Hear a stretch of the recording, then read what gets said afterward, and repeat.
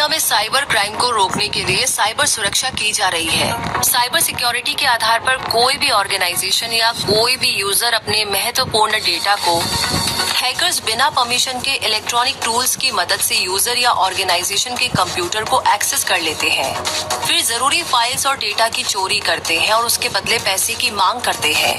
Internet का उपयोग करके किसी भी तरह के क्राइम को करना साइबर क्राइम कहा जाता है और जो ये क्राइम करते हैं उन्हें अनएथिकल हैकर्स कहा जाता है। इसका मतलब है कि इंटरनेट का गलत तरीके से इस्तेमाल करके किसी को नुकसान पहुंचाना या इंटरनेट के माध्यम से होने वाले अपराधों को साइबर क्राइम कहा जाता है।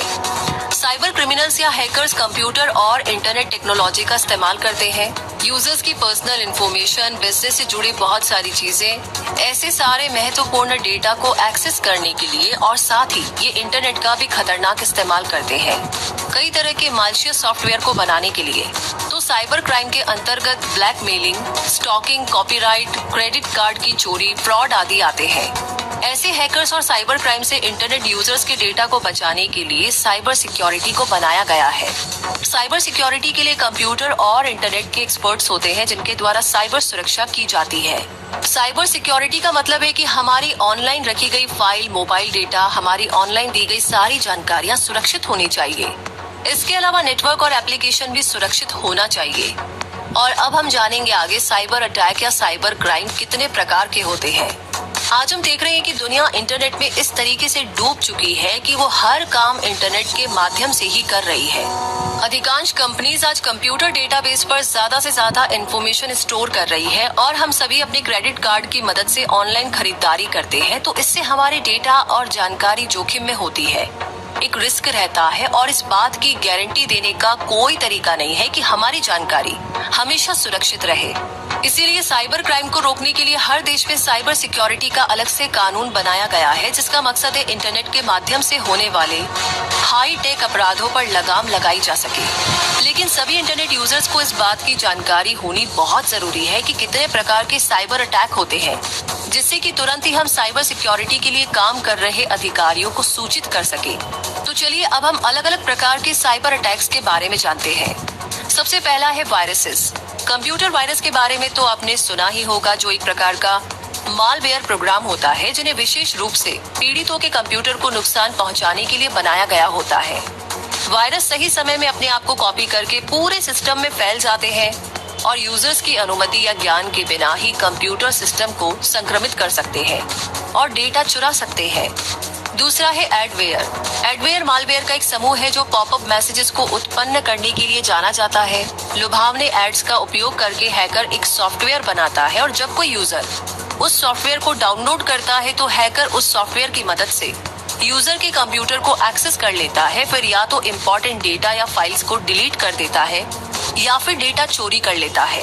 तीसरा है ट्रोजन हॉर्स। ट्रोजन हॉर्स भी एक तरह का मालवेयर प्रोग्राम है जो खुद को हानि रहित या उपयोगी सॉफ्टवेयर के रूप में प्रस्तुत करता है। ट्रोजन हमारे सिस्टम को कंट्रोल कर लेता है और मालिशियस एक्शन को अंजाम देता है। ट्रोजन हॉर्स अन्य वायरस की तरह अपनी कॉपी तो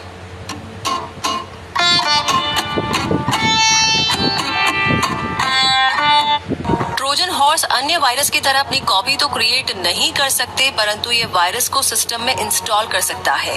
एक ट्रोजन सिस्टम की फाइल्स तथा डेटा को डिलीट कर सकता है, महत्वपूर्ण इंफॉर्मेशन तथा पासवर्ड को चुरा सकता है और सिस्टम को लॉक कर सकता है। आगे चौथे नंबर पर है रैंसमवेयर। ये एक तरह का वायरस होता है जो कि अपराधियों के द्वारा लोगों के कंप्यूटर और सिस्टम में हमला करने के लिए काम आता है। ये कंप्यूटर में पड़ी फाइल को काफी नुकसान पहुंचाता है, फिर उसके बाद अपराधी ने जिस किसी का भी कंप्यूटर या सिस्टम इस तरीके से खराब किया होता है उससे रिश्वत लेता है और उसी के बाद उसके सिस्टम को छोड़ता है। नंबर 5 पे है फिशिंग ईमेल्स। फिशिंग ईमेल्स का उपयोग आमतौर पर यूजर से निजी जानकारी चुराने के लिए किया जाता है और ये एक तरह का फ्रॉड होता है जिसमें फ्रॉड वाले ईमेल लोगों को भेजे जाते हैं जिससे कि उन्हें ये लगे कि ये मेल किसी अच्छी संस्था से आया है। इस तरह के मेल का मकसद जरूरी डेटा को चुराना होता है, जैसे कि क्रेडिट कार्ड की जानकारी या फिर लॉगिन डिटेल्स।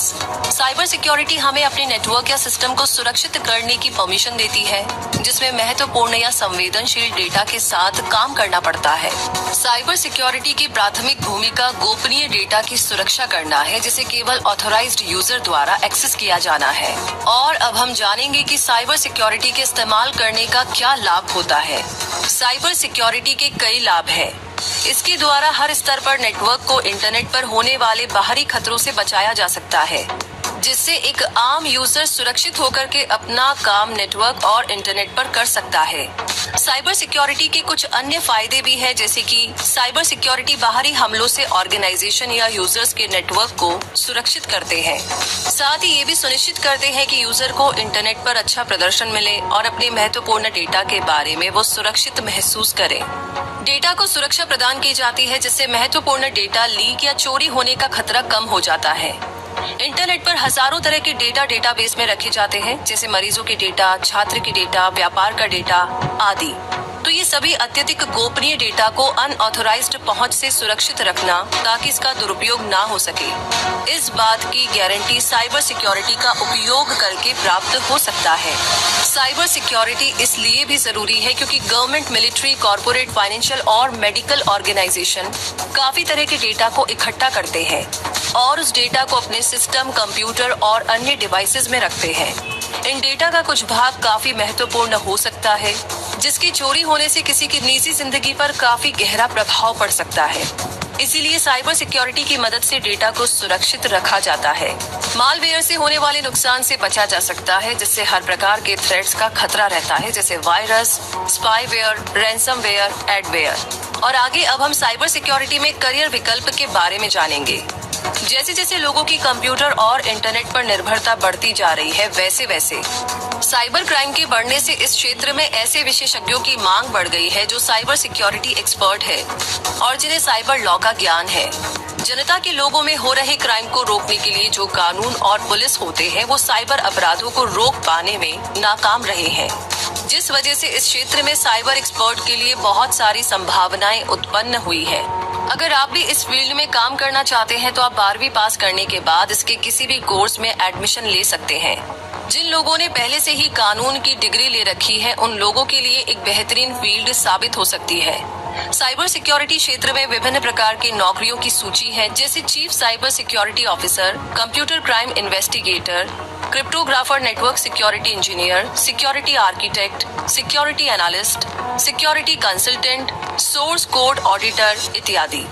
भारत इंटरनेट का तीसरा सबसे बड़ा उपयोगकर्ता है और हाल ही के वर्षों में साइबर अपराध भी कई गुना बढ़ गए हैं।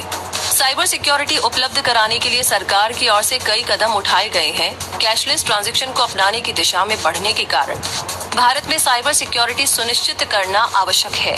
इसीलिए साइबर अपराध को रोकने के लिए कंप्यूटर के महान विशेषज्ञों को रखा जाता है, जिससे कि कोई भी जरूरी फाइल्स को हैक न कर सके और महत्वपूर्ण डेटा सुरक्षित रहे। उम्मीद है कि साइबर सिक्योरिटी के बारे में ये जानकारी आपके काफी काम आई होगी और काफी कुछ समझने को मिला होगा। इस वीडियो के बारे में आपकी क्या राय है, हमें आप कमेंट बॉक्स में लिख करके बता सकते हैं। आगे किस बारे में जानना चाहते हैं वो भी शेयर कीजिए। अगर आपको हमारी वीडियो पसंद आई है तो इसे लाइक करें और ज्यादा से ज्यादा शेयर करें, ताकि बाकी